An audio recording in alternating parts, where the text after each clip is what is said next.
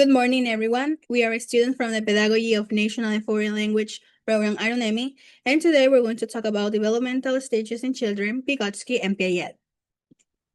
First, we're going to see about the Zone of Proximal Development by Lev Vygotsky. In this picture, we have the Zone of Proximal Development, or CPD.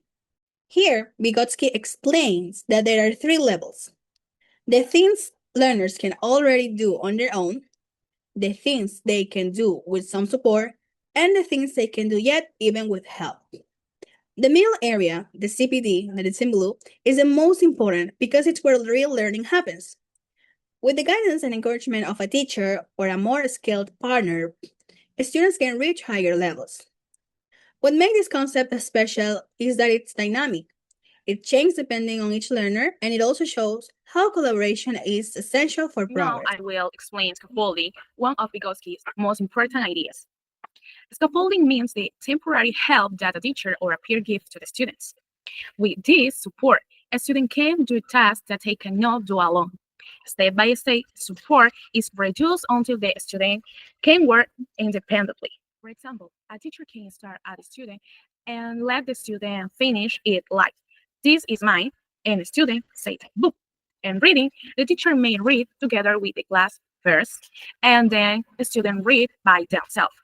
In writing, the teacher can show a model and let the students write their own sentences. Also, peers can help each by explaining or giving examples. The benefits of scaffolding are very important. It makes learning easier, it builds confidence, and it helps students understand difficult ideas. Scaffolding also connects directly with Vygotsky's zone of proximal development because the support is what allows the student to move from what they already know to what they can achieve. On the next slide, we see the role of language and learning. For Vygotsky, language is the main tool for both cultural transmission and intellectual development. It helps children understand the world, think in abstract ways, plan and solve problems. He also describes three forms of language. The first one is social speech, which appears around age 2 and allows children to interact with others.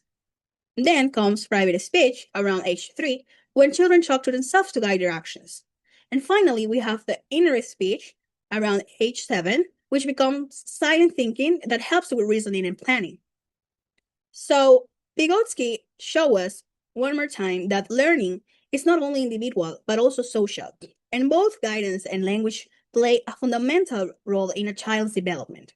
Now, I am going to explain two important stages from Piaget's theory of cognitive development. These stages show how children's thinking changes as they grow. The first stage is the pre-operational stage, as you can see here, which goes from 2 to 7 years old. In this stage, children start to use symbolic thinking. This means they can use objects, words, or pictures to represent something else. For example, a child might use a block as a car or toy phone to pretend they are talking to another person. Another characteristic here is egocentrism. Children see the world mostly from their own point of view, and it's difficult for them to understand another person's perspective. Also, during this stage, their imagination grows. They enjoy playing games where they pretend to be someone else. Drawing and creating little stories in their minds is also important here. Then we have the second stage, and this is the concrete operational stage, from 7 to 11 years old. Here, children begin to use logical thinking. They can understand conservation, which means that even if the shape or appearance changes, the amount stays the same. For example, if you pour water from a tall glass into a short one, they know the water is the same.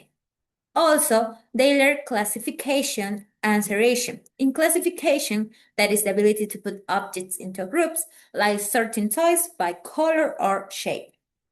The key concept of Piaget's theory of cognitive development. The first concept is schemas. There are mental structure of farmer workers that help us organize and understand information about the world. For example, a child might have a schemas for animal, which includes things like for legs and the ability to move.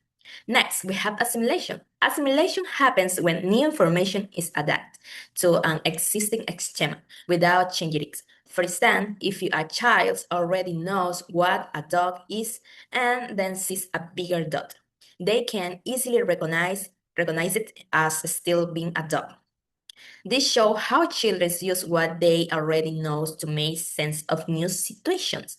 In contrast, we have accommodation. This occurs when an existing schema must be modified or a new one created in order to fit new information. For example, if your child sees a cat and at first call it a dog, they later adjust their schema and learn that cats and dogs are different categories. The process of balancing assimilation and accommodation is called equilibration. Piaget believes this balance is what drives learning and cognitive growth. When children face something that doesn't quite fit with their current understanding, they experience a state of imbalance or disequilibrium.